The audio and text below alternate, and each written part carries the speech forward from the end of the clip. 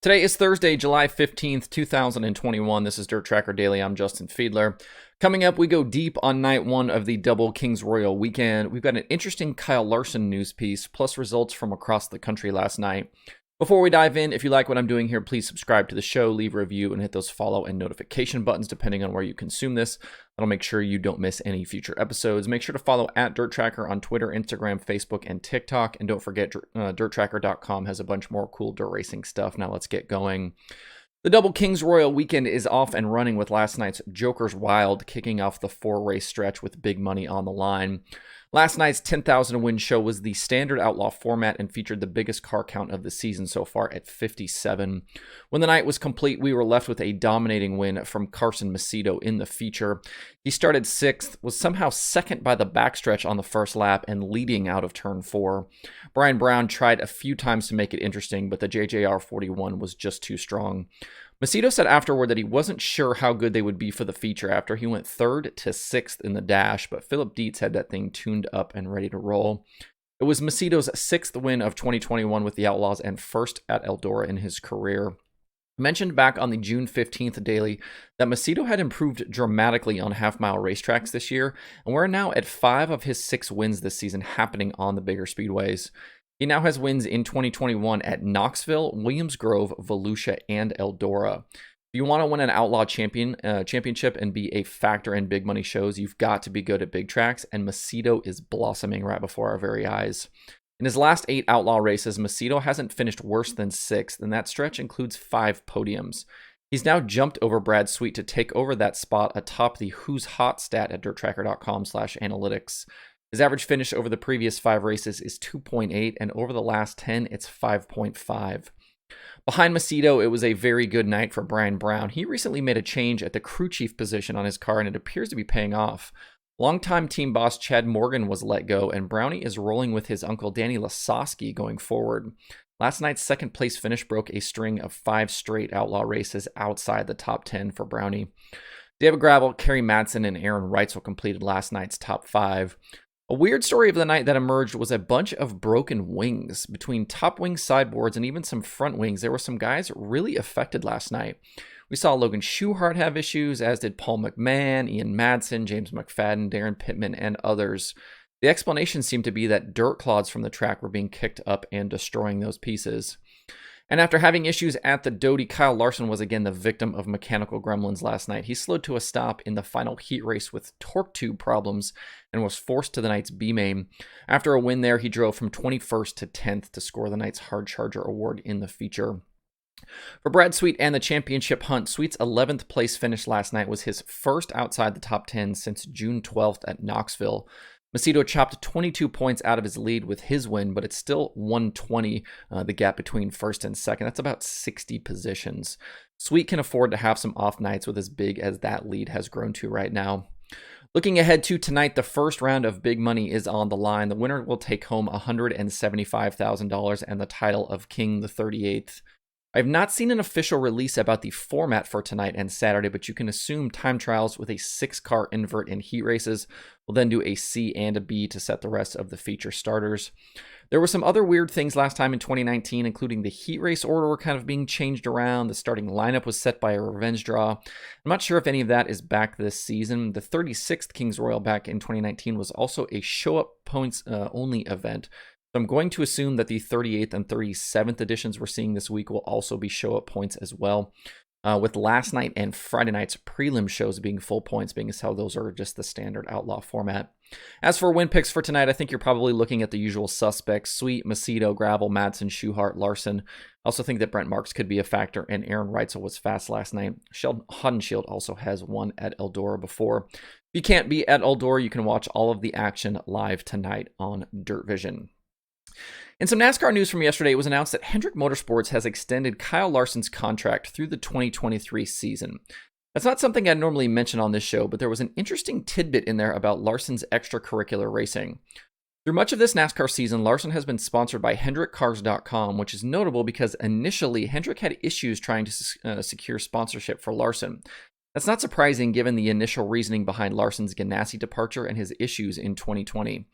Mr. H, though, decided he was going to run Larson regardless of sponsorship, but in the process, something interesting has happened. Larson's performances have brought a ton of exposure to Hendrick's dealerships, so much so, in fact, that they're not going to seek additional sponsorship for Larson for the next 2 years. HendrickCars.com will be the main sponsor for the team for 35 races each of the next 2 seasons. Hendrick's website traffic, because of this sponsorship deal, is up 27%. Vehicle sales are up 18%, and leads up 37%. Those are massive increases. And to extend that exposure with Larson, the release mentions that HendrickCars.com will also back him in all non-NASCAR events as well, including branding on his helmet, gloves, and fire suits. And we've seen that actually play out already this week. The Paul Silva 57 Sprint Car had Hendrick on the nose wing at Attica, and it's there at Eldora. I think that's a big endorsement of not only Larson, but his short track endeavors. The attention he garners across the country running sprint cars, late models, and more is valuable enough for a top 10 dealership group with nearly 100 locations to benefit. As fans of dirt racing, that should make you not only proud, but excited for the future prospects of the sport and Kyle Larson. Week 5 for the Summer Nationals officially got underway last night at Circle City Raceway in Indianapolis, and it was more Bobby Pierce and Nick Hoffman domination. Hoffman actually had to work a little bit for his victory last night, starting third and battling with pole setter Tyler Nicely and front row starter Dylan Woodling early on. He would eventually get by Nicely, and Woodling suffered a mechanical failure and was out of the race only 5 laps in. From there, Hoffman went unchallenged the rest of the way to earn his 13th win in 13 starts this season. Nicely, Dylan Nussbaum, Tommy Shepard Jr., and John DeMoss rounded out the top 5. It was Hoffman's 51st career modified Nationals win. The joke on social media lately has been that Hoffman hasn't even needed to use tear-offs as much as he's been out front this season, but that wasn't the case for the whole feature last night. In the late model show, Pierce led all 40 laps to win his 8th Hell Tour race of the season and 35th of his career. That puts him in a tie with Brian Shirley for 4th all-time in Summer Nationals wins. The battle for second behind Pierce was pretty epic, though, with Joe Godsey, Spencer Hughes, Tanner English, and Rusty Schlenk all in the mix. They were throwing sliders, they were 3 wide, guys were threading the needle. Eventually, though, it was Godsey seizing second and taking home his best ever Summer Nationals finish.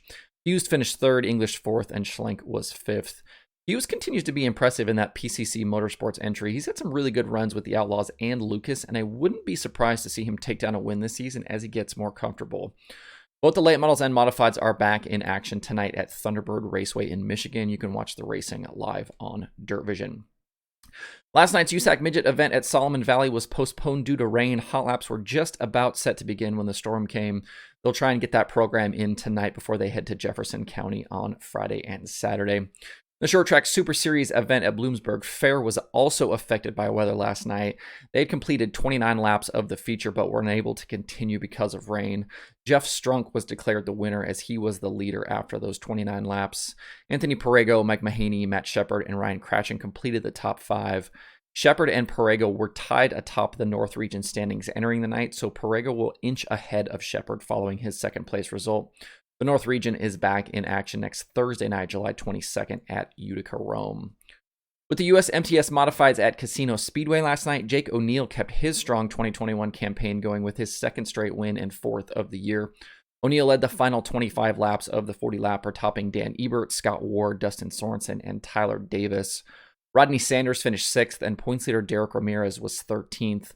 The win for O'Neill sees him move into 2nd in the standings, jumping over Sanders. He's now just 3 points shy of Ramirez for the championship lead.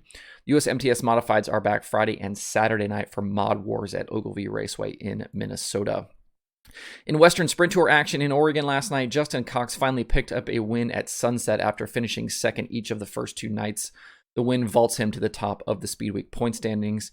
Tanner Holmes, Corey Day, Colby Copeland, and Drake Studley were the rest of the top 5. The Speedweek is off tonight before closing out the week at Cottage Grove on Friday and Saturday.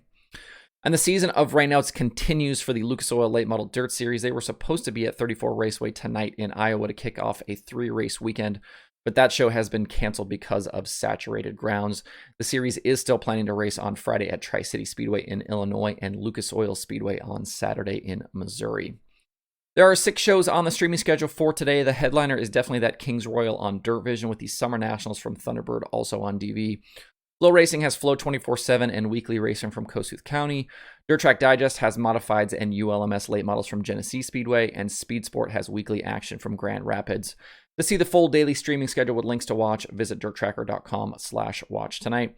That's it for the show today. Hope everybody has a good Thursday. If you have thoughts about the topics on today's show, please leave them in the comments below or tweet at me.